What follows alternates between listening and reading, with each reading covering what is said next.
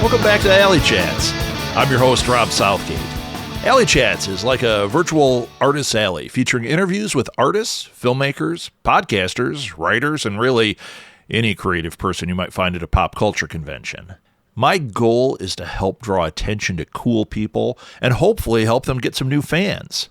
I want this podcast to raise up these amazing people and to inspire you, the listener, to chase your dreams as well. You can follow Alley Chats on Facebook under Alley Chats Podcast and join in the conversations. I'll add more social media in the future, but for now, that is the best place to interact with us.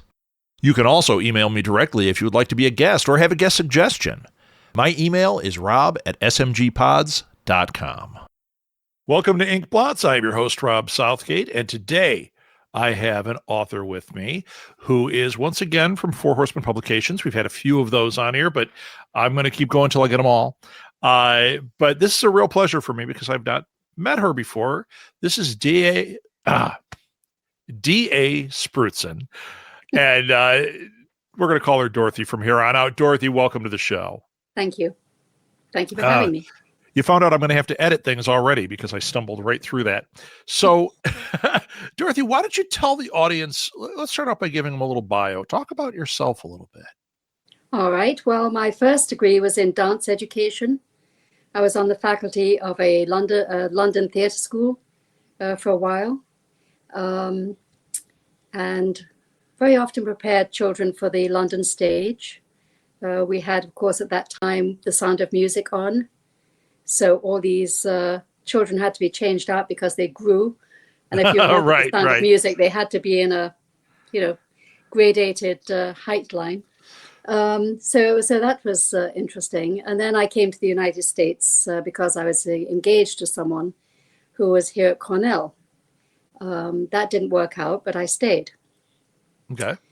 And taught dance a little bit, but got into other things too. I was at one point manager of publications for a Grumman subsidiary. So I was in high-tech technical writing, basically. But that really didn't satisfy me particularly.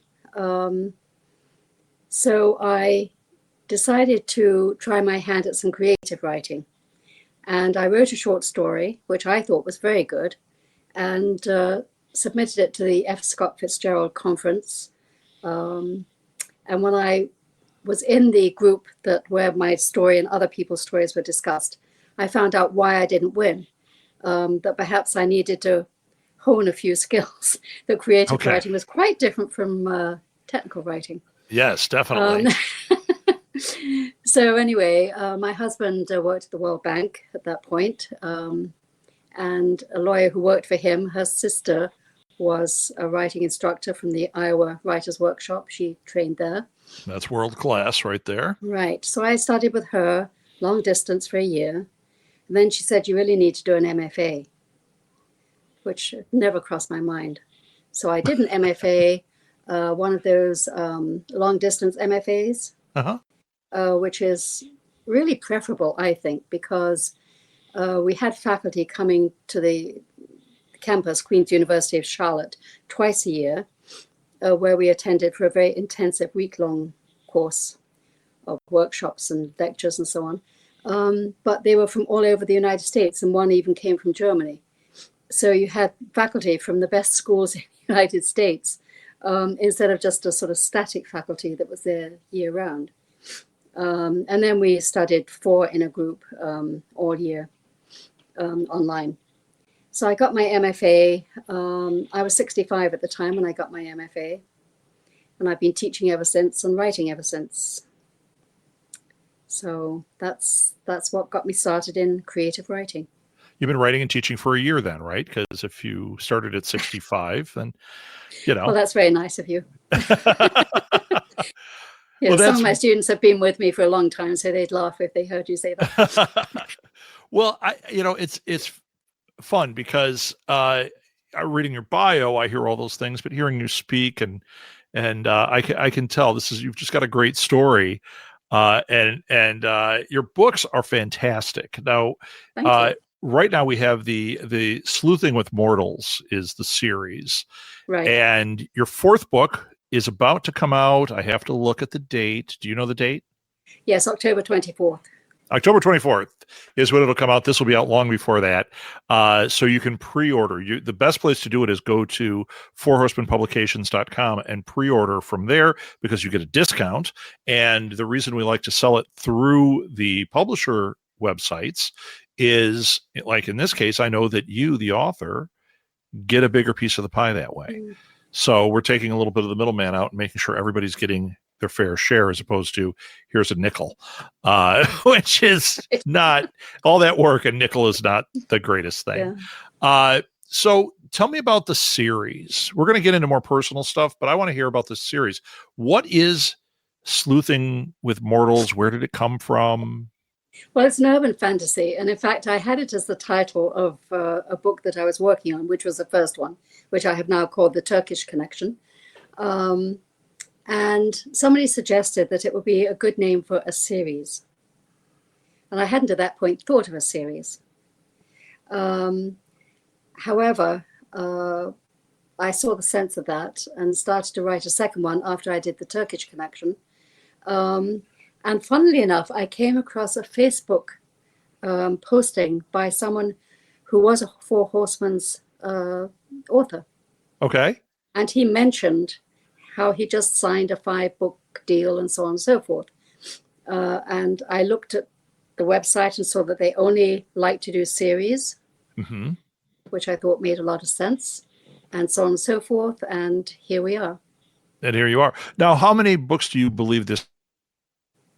I think it's going to be 6. I'm working on number 5, and 6 will be the end of it. Now, are you, in general, more of a pantser or a plotter? Are you designed through 6 books already? I have an idea where they're going and what they're about. The 5th one I'm working on now, I've centered it around the fact I've moved the series from Northern Virginia, the home base of these characters, from Northern Virginia to a town very much like the one I live in, to Southern Maryland, to the Chesapeake Bay area in Southern Maryland, where I also have a house.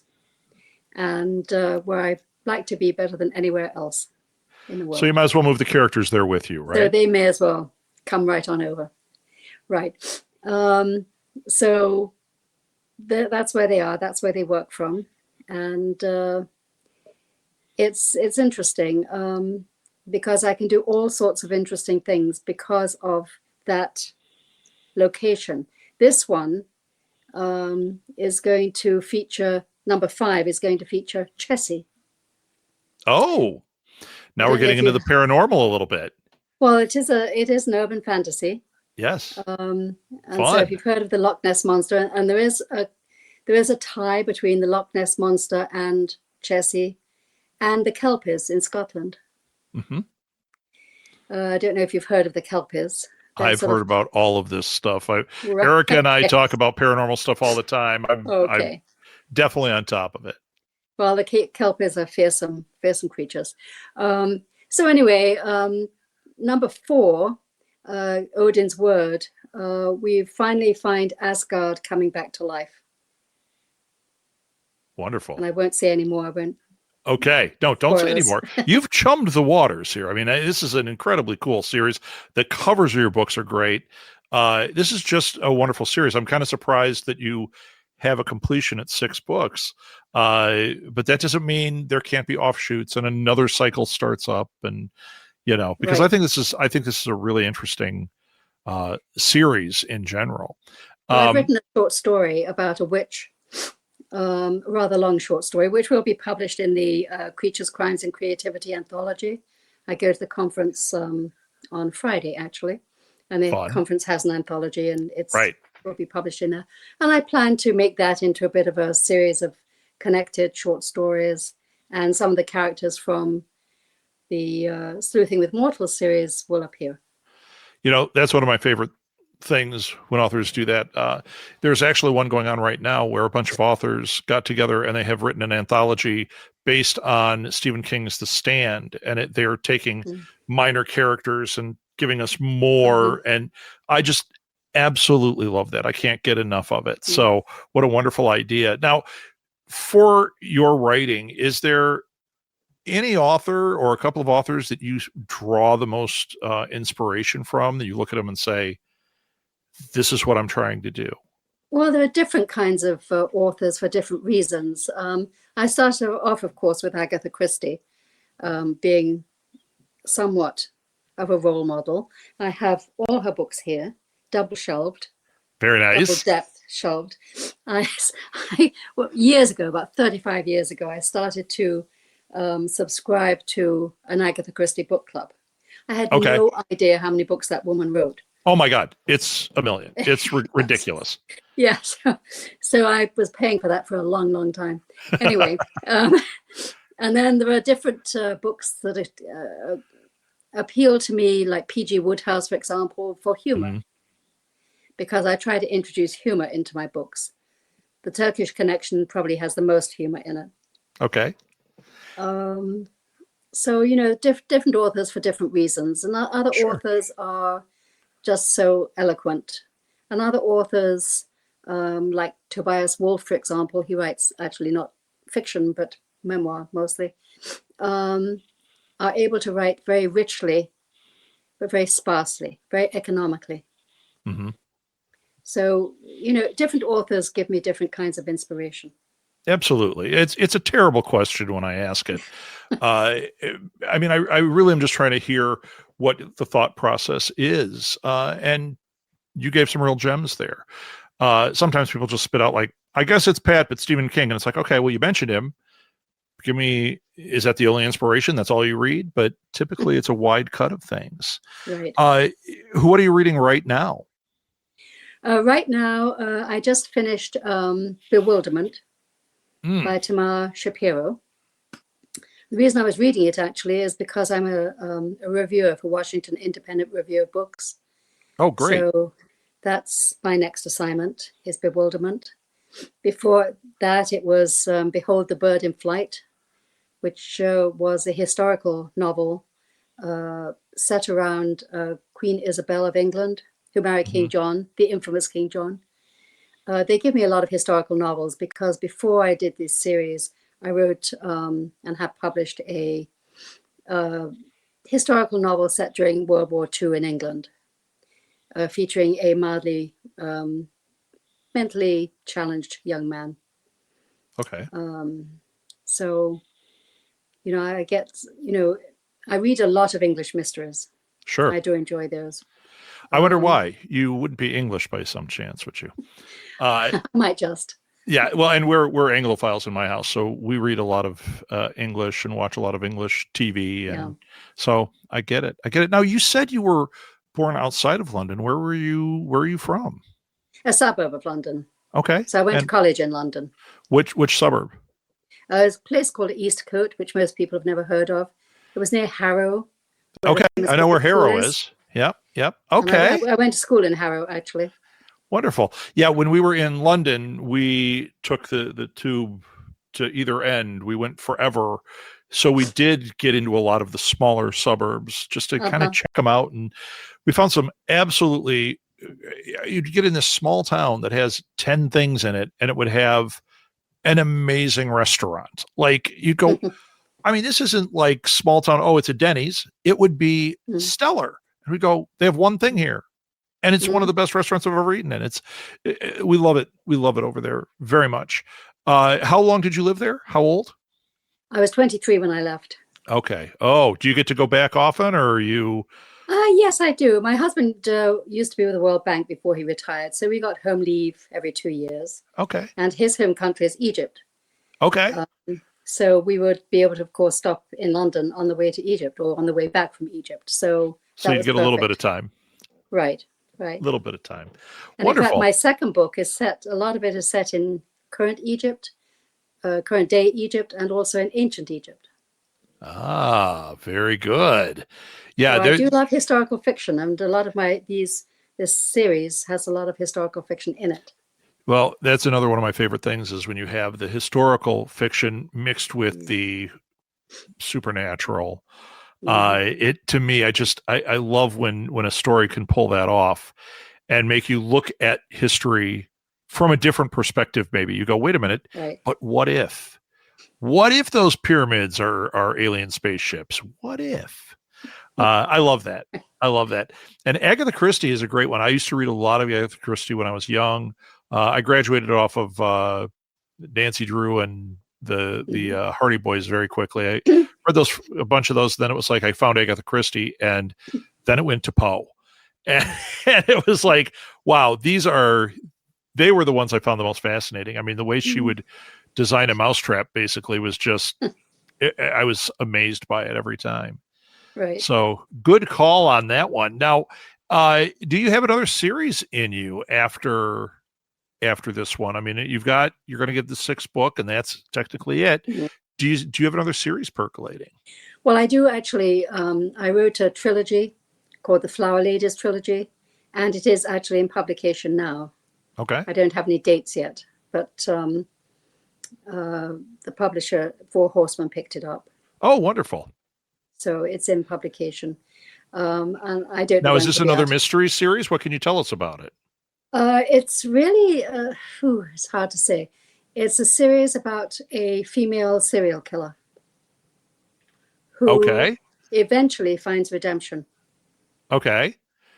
But she sometimes has to resort to her old bad habits to save. I was going to say, being a serial killer searching for redemption seems like a tall order. She's not searching for it. She comes by it. Ah, okay. Okay. Did you ever read the Dexter books? Because he finds moments of redemption that I find very interesting. No, I didn't actually. You know, if you've never seen the series is good. The books are really interesting. I mean, he's a serial killer, and it's weird because you really are rooting for a serial killer through most of it, where you're going, he's got to do this terrible thing, and I'm behind him doing it, yet he's still a serial killer. So I think that's always very fascinating. I can't wait to read your series. Well, my protagonist is actually someone you do root for. Hope she does get away. Sure. Don't tell us. Yeah. No spoilers. Oh, no. No. It's in the vault. Okay. So with your teaching and everything, I'm sure you encounter a lot of young writers. What is your favorite piece of advice to give a young writer? Well, my mentor, my college mentor, grad school mentor, Fred LeBron, has a great saying. He says, don't attrish. In other words, don't give up. Don't give up. No attrition. No attrition. I'm sitting there going, don't attrish. Don't attrish. Got it. Don't attrish. Don't attrish. Got it. Very good. Yeah, that is key, right? Because no matter what you do, they say you give up. People will give up a moment before things happen. I believe that's so true. Absolutely. Absolutely. And also go to class, because there's a lot to learn to hone your skills and so on and so forth. It's just not the same as writing. My biggest problem has been over the years teaching for the school of Fairfax County adult education and so on, has been people who have PhDs, because they've written a thesis, therefore they know how to write. Well, yes, you do, but you don't know how to write creative fiction. Different animal. Just like you with the technical writing. It is very different.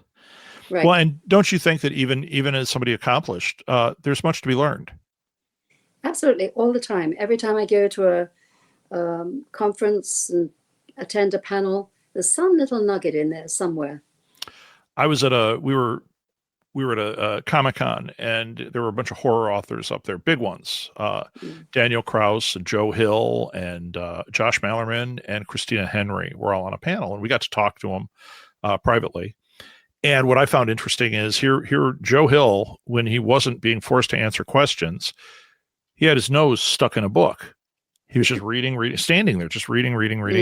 And then I was talking to Josh Mallerman, who also was doing the same thing. And I said, "Oh, what are you reading?" And he told me he was actually reading Hound of the Baskervilles. And he said, "I'd never read it." And he said, "It's fascinating." And it goes to your point. He was pulling out of it much more than just, "Wow, what a great story." He was saying, "Have you ever noticed how he does this, or how he says this, or the way he makes a character?" And I thought, that's where professional writers understand. They have to continue to read, to find those things, to enhance their abilities, right? Right. Well, that's one thing I got, one of the many things I got out of my MFA. Before the MFA, I used to just inhale books, just love them, inhale them, enjoy them. That's now I read like a writer. Because of the analysis and so on and so forth that one went through. Now, okay, that brings me to another question then. Because I can't imagine you don't have this, but what's your chewing gum reading? Because even if you analyze, you've got to have some chewing gum in there. Well, it's going to be, again, an English mystery, You're going to fall back right into that. Yep. Oh, right. Right. And sometimes... for me, it's short stories. Yeah, well, yeah. I'm reading short stories at the moment, actually. It's a book of classical short stories. Sherlock Holmes and so on and so forth. So much to learn. They're very wordy. They'd never get published now. Yeah. Okay, you threw on your analysis hat there. The MFA is reading it and telling you you're too wordy. Cut to the chase. I always find them interesting. I love short stories because the good ones stay with you forever. And they also take a moment and they're able to elaborate it on a way that becomes so much bigger.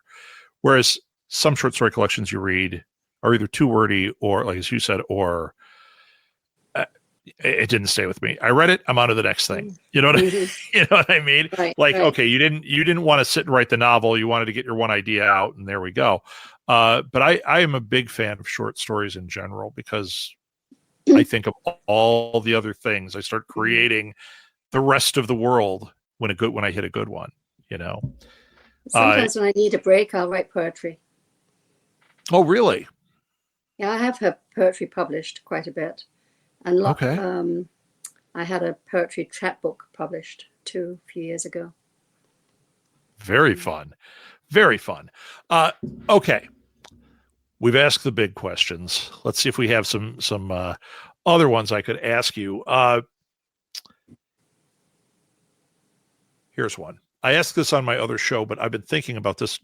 It keeps coming into my head as I'm talking to you. So I'm going to use it here. So this is the ultimate convention, pop culture convention, whether it's writing or whatever. And I'm going to take restrictors off too. So no restrictors, living, dead, whatever, out the window. Who would you most want to meet and have a conversation with? I think Arthur Conan Doyle. And why? He not only did he have an extremely fertile imagination, he had a very agile mind. He was a doctor at a time when medicine was very different from what it is now. So that would have been interesting. Some of what he believed would have been quite wrong, and some of it would have been making the best of what he had, the information and tools that he had at his disposal. So that would have been interesting. But he was scientifically quite sound in many ways. So I think he would have been a very interesting man. I couldn't agree more. I think he'd be fascinating. And as somebody who's read, a lot of people haven't actually read Conan Doyle, but I think as a writer, he was very strong. Yes. I mean, his use of language and the way he conveyed an idea. And I mean, now he would be considered, a mystery writer, a pop culture writer, but he was breaking barriers with what he was doing. And I find it quite fascinating. Right. So, and he wrote about other classes of people too. Right. Which was perhaps not necessarily, well, of course, Dickens did that too, but not necessarily that common at that time. Right. Now, okay, having been in London, did you ever go to 221B Baker?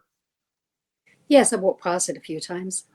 We went to the shop, but we didn't go up.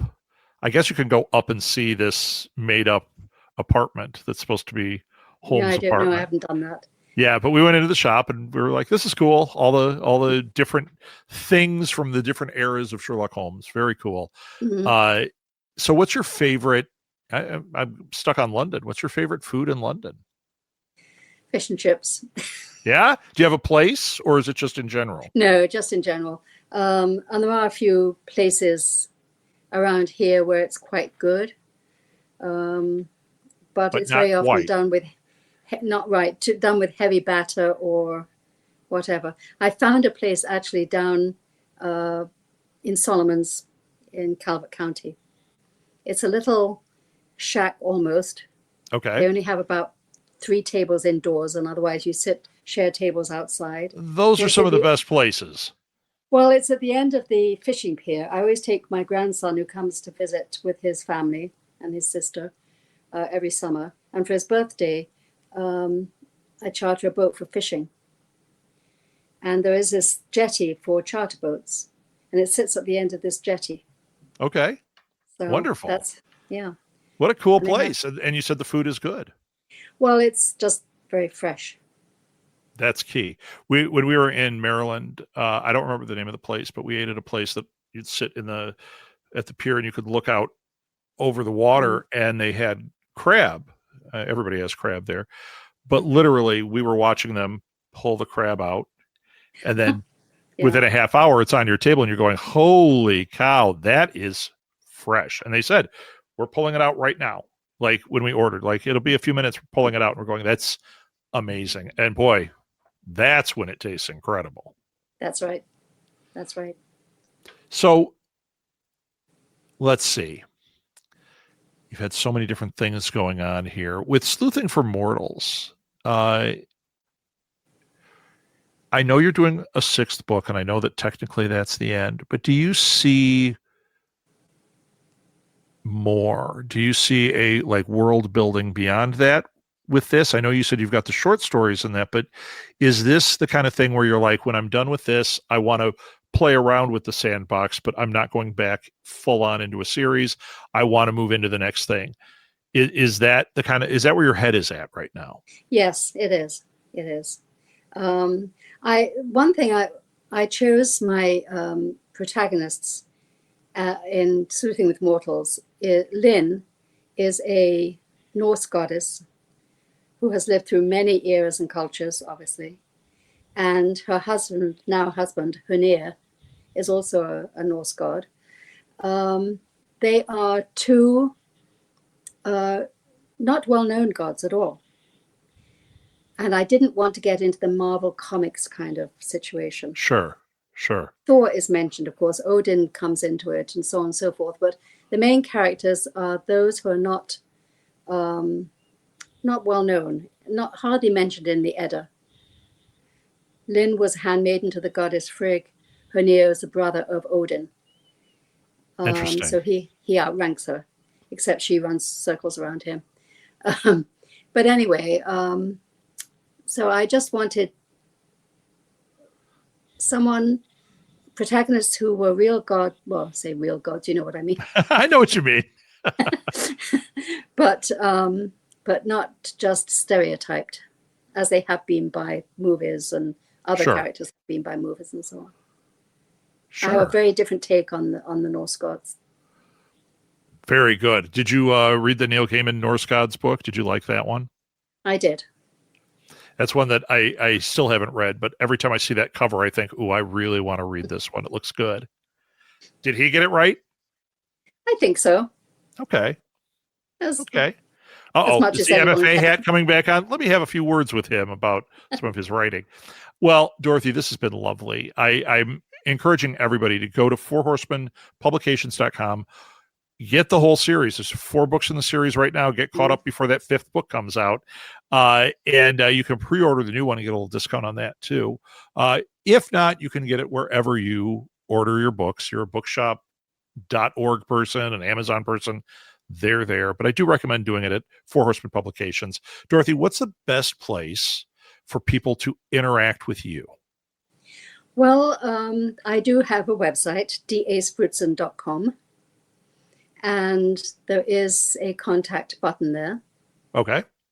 What about social media? Is there a place that you kind of hang out a little bit? Social media, Facebook, absolutely. You're hanging out there. Okay. I have almost 5,000 followers, so I can't take too many more friends. Fantastic. Friends on. And of course, there's Instagram. I did bow out of X, I'm afraid. So did I. Yeah. So Instagram and Facebook, definitely. And Great. I'm on there several times a day. I will put that in the show notes so people can follow you, Great. Ask questions if they need to, interact, tell her how beautiful these books are. You could do whatever there. So there you go. We have our marching orders. We're going to order these books. We're going to follow you on social media. We're going to subscribe to your newsletter. We're going to be all in on Dorothy Spruzen. Dorothy, thank you so much for joining me. And we'll have you back again in the future. Thank you. I'd love that. You can connect with me on social media or via email. All the links are found in the show notes. Oh, and it would really help me if you would rate and review this show on whatever platform you use to listen to this podcast. Good reviews help others find the show, which ultimately helps these incredible guests get more exposure. Alley Chats is a production of Southgate Media Group, hosted, produced, and edited by me, Rob Southgate. Thanks again for listening to Alley Chats. And don't forget to support indie artists.